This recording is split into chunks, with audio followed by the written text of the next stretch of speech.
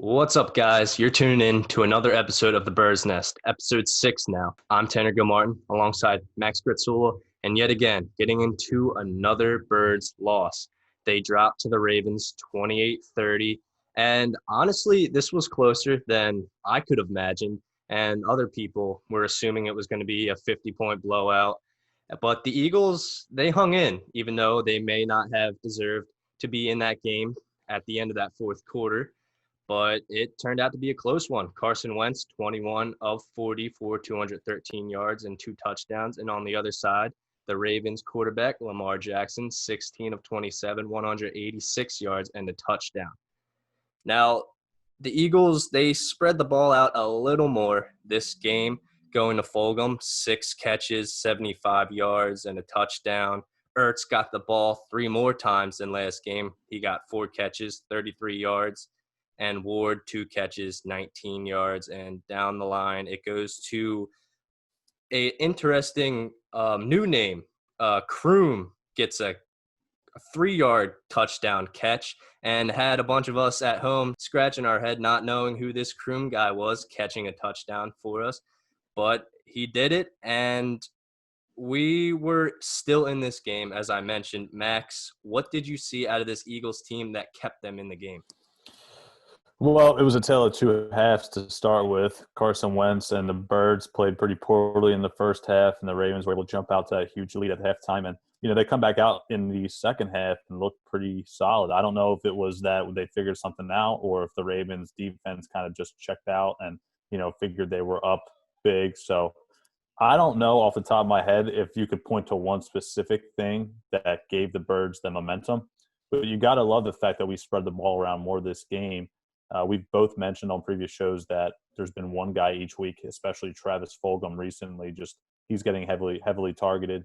Zach Ertz wouldn't. Now it's a little bit more even this game, you could say. That's what you got to like to see, and you have to like to see the second half momentum. I know it was a loss, but going into next week or this Thursday night's game on a short week against the Giants, you have to like the fact that we spread the ball around more and build momentum towards that game because this division, look, still up for grabs. You had the Washington football team lose today, and the Giants were able to pick up a victory. So they're both 1-5 now. It's definitely wide open still. Yeah, and you can't put this loss on Carson Wentz. He was trying his best at the end of this game. I know you want to see more out of Carson Wentz, of course, going back to that famous 2017 season where we saw Carson Wentz just play his best MVP-type season until getting injured. Who is to blame on this Eagles team for the loss? It can't be Carson Wentz. He's back there this team's dealing with 5 different guards, 5 different tackles since the start of this season. We saw Jamon Brown get the start at right guard, and the first play of the game, Carson is just sacked. And I believe Carson got sacked 6 times this game, and he was not getting any help from his line. That's true. Yeah, that's true. Well, listen, we let Lamar run for 108 yards on the ground on 9 carries. That one in the second half where he exploded up the middle for that untouched, I believe, TD that they scored there. It was terrible play by the defense. I have to say that Mark Ingram went out early on, so we didn't really have to worry about him too much. And Gus Edwards and J.K. Dobbins were able to carry the load from the backfield standpoint for the Ravens. But overall, there's a few chunk plays that you would like to have back, and also a few missed catches on the offensive end. So, Willie Snead caught a big-time pass that got him down around field goal range. And, there was a lot of third downs where we couldn't really get off the field. I know Miles Sanders had a drop in the end zone as well. And it was frustrating overall because there was a few drops. I know even John Hightower on that first opening drive of the game, he had that drop, which could have resulted in a touchdown possibly. So there's a few big plays we missed out on ultimately that cost us. But that defense, early on in this football game really killed any chances we had of coming back in the second half. Right. If you're going to be a rookie in this game of football, you got to make the best out of each and every time you're on the field, and you can't be dropping passes like John Hightower did. We saw him drop it in the back of the end zone against the Steelers. And then that would have been a 40-yard plus because he could have broke free from the defender coming in. And then you see another drop with Miles Sanders getting twisted up in the end zone. If that's a wide receiver, that's a catch. Okay, you're throwing that ball to a running back. You're having him turn from left to right, right to left to try to track down that ball. Carson, he threw that ball good if it was a wide receiver back there. But just still mistakes being made for this team and just not spreading the ball out again for the Eagles with running backs. Sanders, you mentioned, rushing 9 times, 118 yards, and then Scott gets the ball twice for 4 yards. So Yeah, the I think same a big problems. thing here, real quick, Tanner. A big thing is Yeah. just the points that we're allowing. You say to ourselves before the game, if we score 28 points against the Ravens, probably give us a decent chance of winning. Last week we put up 29 points against the Steelers. It's definitely on the defense here. Carson, yeah, he didn't play his best game, but he fought today. He grinded out, which is what you'd like to see. 21 of 40 is pretty nasty on a score sheet. You don't love to see that. Not really efficient, but definitely gave us a shot there at the end, bringing us back. Our defense just needs to step it up. Our linebackers are playing poor. Our defensive line can't do everything themselves. Our secondary is still struggling. So it's definitely all the defense's fault more so than the offense. Coaching in this one, I don't know if there's much you can do. I mean, Lamar Jackson in himself is just so hard to really keep intact and under control. So I don't know if you can look to Jim Schwartz again in this one and say, hey, he gave up 30 points again, or his defense did. So I'm not going to put the blame solely on him. The defense as a whole, the players, I just don't think are good enough to hold up their end. Yeah. The Eagles go into this game obviously studying hard on Andrews at tight end, and then you see that touchdown goes to Boyle instead. So the Ravens were just pulling tricks out. They were pulling players out. They were using every player to their best ability. Lamar Jackson, you can't stop him. You can only contain him for the meantime. But one thing I want to highlight on before we go into next week's matchup is the electricity that came with Jalen Hurts coming into the game. He came in for, I believe in all it was 4 or 5 plays, but the drive he came in where it ended with Wentz being just short of the first down marker. He came in for 3 of those plays in that drive, and just it was positive yardage. Even though he made the best out of nothing in that one where it was behind the line, and he Mm-hmm. juked his way up to a 3-yard gain, and it just was relieving to see that the way this team picked up sort of with him in. Definitely agree. I think you have to use him as a gadget or trick plays. He had a nice 20-yard run as well. And listen, he's not just a runner, he can throw it too. I just think because of the fact that Wentz really brought us back there in that second half, kind of crushed all the rumors and possibilities of Hurts coming in and taking the starting job.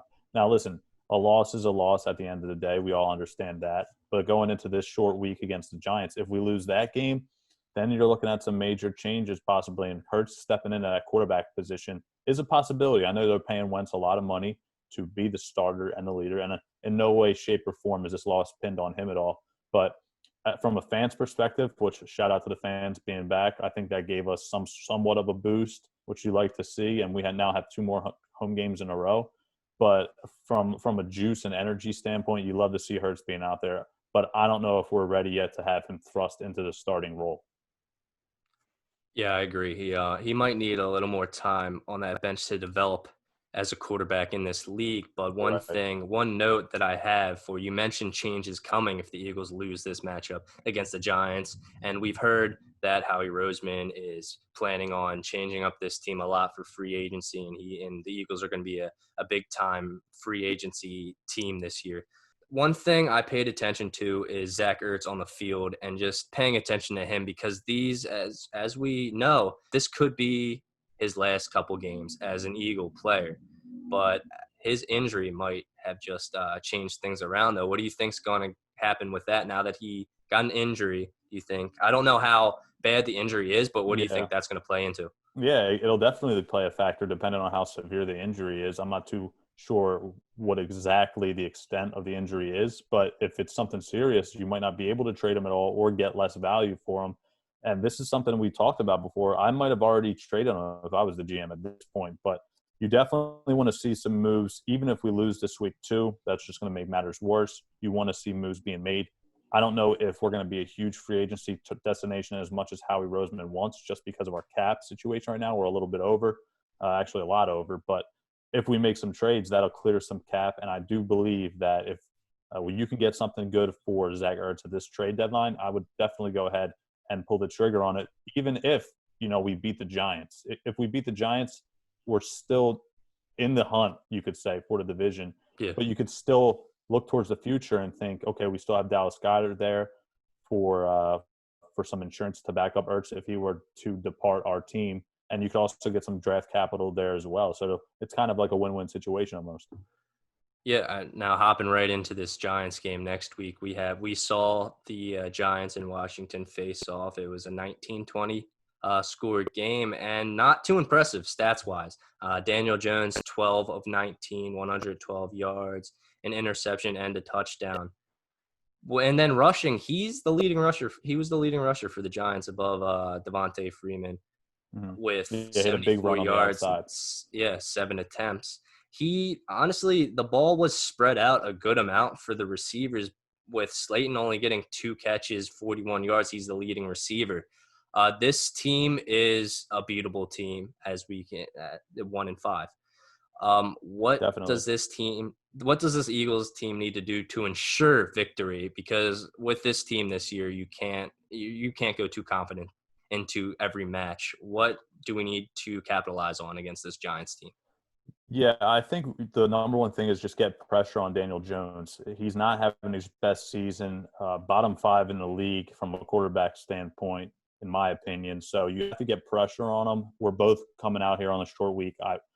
I watched the Washington against the Giants game today. Giants, they're just not that good. They don't have a ton of talent. Their O-line is pretty weak. We have to come out there and be aggressive and really take the energy to them almost, really be on the physical end of things, being at home. There should be fans there again, hopefully. So we had to just come out and just have some fight and some willpower, because this is a must-win game. If we're depending on what the Cowboys do tomorrow night against the Cardinals, this is a must-win game. If we were to lose this game and really just kind of fall to 1-5-1, then you're looking at a higher draft pick and just focus on the draft and maybe even next season. You can't lose to the Giants at home on a short week. You really have to come up with some trick plays and some really just open up the offense more. I feel like we're just missing some of those trick plays, some of those gadget plays that really helped us out last year and years past, being able to scheme up things from Doug Peterson's standpoint and really take advantage of the weaknesses of the Giants defense. Because look, both sides of the ball for the Giants are pretty weak. They don't have the best quarterback.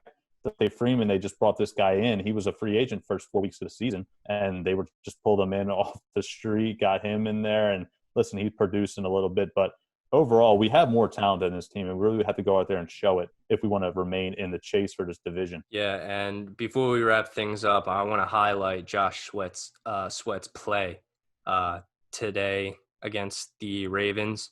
It was impressive, and we like seeing that out of young players, and hopefully that can continue with momentum into this matchup against the Giants. Well, that's it for this week's episode of The Bird's Nest. Thank you guys for tuning in again, and we'll be right back here next week to analyze this Giants and Eagles game, and hopefully we're talking a little more positive. Thank you guys.